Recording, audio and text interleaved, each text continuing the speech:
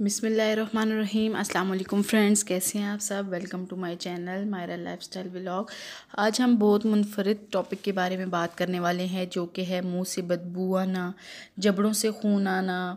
बहुत से लोग ऐसे हैं जो मुख्तलिफ़ महफ़िलों में बैठते हैं, डिस्कशन में बैठते हैं और उन्हें महसूस होता है कि हमारे मुँह से बदबू आ रही है। तो उसकी वजूहात क्या हैं और उसका इलाज क्या है। हाँ, सबसे पहली बात ये कि मुंह से बू आने की वजह क्या है। ये बड़ा सोशल प्रॉब्लम है और बाज़ औक़ात बड़ा शर्म का बायस भी बनता है, स्पेशली उन लोगों के लिए जो अपनी डेली लाइफ में पब्लिक डीलिंग में आते हैं। इसकी दो वजूहात है, या तो मुंह के अंदर प्रॉब्लम है कि दांतों की सफाई अच्छे तरीके से नहीं की गई, जैसे दांतों के ऊपर कैल्कुलस जमा हुआ है। कैल्कुलस एक बैक्टीरियल कॉलोनी है। बहुत सारे हमारे मुंह में नॉर्मली बहुत ज़्यादा बैक्टीरिया मौजूद होते हैं और उनमें बहुत सारे ऐसे भी होते हैं जो मुंह में टॉक्सिन प्रोड्यूस करते हैं, कि जिसके साथ मुंह में से स्मेल आती रहती है और वो मुंह का मुस्तकिल हिस्सा बन जाते हैं। अगर मुंह की सफाई अच्छी ना रखी जाए तो उनके लिए ये एक हार्बरिंग प्लेस बन जाती है, मतलब तहफ़्फ़ुज़ का ज़रिया, एक ऐसी जगह जहाँ उन्हें तहफ़्फ़ुज़ मिल जाता है। मिसाल के तौर पर हमें ब्लैंकेट लेते हैं तो इससे क्या होता है, हम सर्दी से महफूज हो जाते हैं।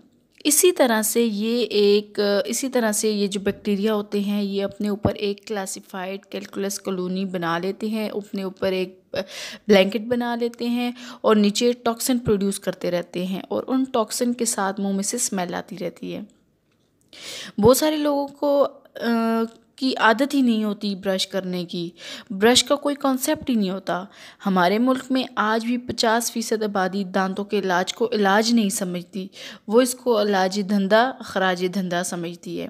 दूसरी कॉमन वजह कि वो मैदे से रिलेटेड है। अगर मैदे में बदहज़मी है, एसिडिटी बहुत ज़्यादा है, खाने पीने का कोई ख़्याल नहीं, खाने पीने की कोई रूटीन नहीं होती, तो इससे मैदे में तेज़ाबियत पैदा होती है। इस तेज़ाबियत के साथ बहुत सारी स्मेल भी पैदा होती है। आपने देखा होगा कि अगर किसी जगह पर तेज़ाब एसिड गिर जाए तो वहाँ से स्मेल आती है। इसी तरह मैदे के अंदर भी बहुत ज़्यादा जब एसिड जमा हो जाता है तो मुंह से स्मेल आती है। ये दो मेजर रीज़न है, एक तो मुंह की सफाई ना करना और दूसरा मैदे के मसाइल को एड्रेस ना करना।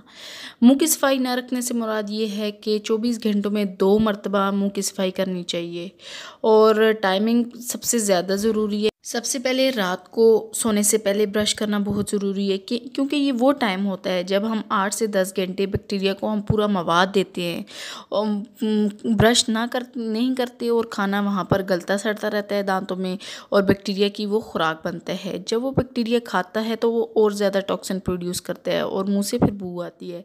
अगर रात को ब्रश कर लें तो ये प्रॉब्लम काफ़ी हद तक सॉल्व हो जाती है। दूसरा टाइम है सुबह नाश्ते के बाद।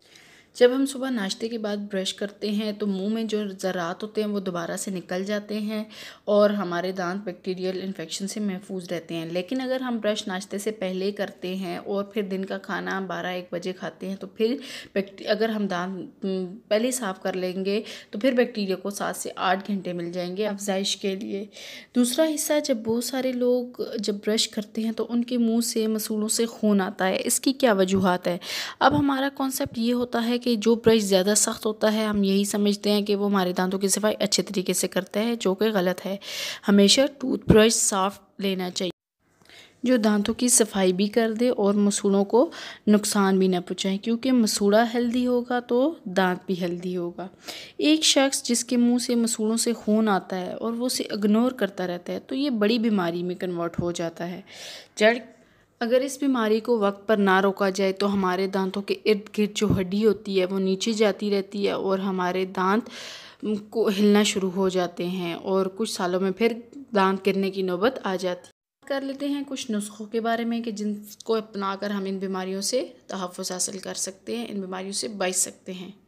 अगर लौंग के तेल को दांतों पर मला जाए, अपनी उंगली पर लेकर दांतों पर मला जाए तो इससे दांतों के मसाइल हल हो जाते हैं। दूसरा, लाल नमक जिसे लाहौरी नमक कहते हैं और काली मिर्चों को अगर पीस लिया जाए और उन दोनों को मिक्स करके दांतों पर मला जाए तो इससे दांतों के मसाइल हल हो जाते हैं। फिर है बेकिंग सोडा। बेकिंग सोडा में फैटी बैक्टीरियल कंपोनेंट पाए जाते हैं जो दांतों के तमाम मसाइल को हल करता है।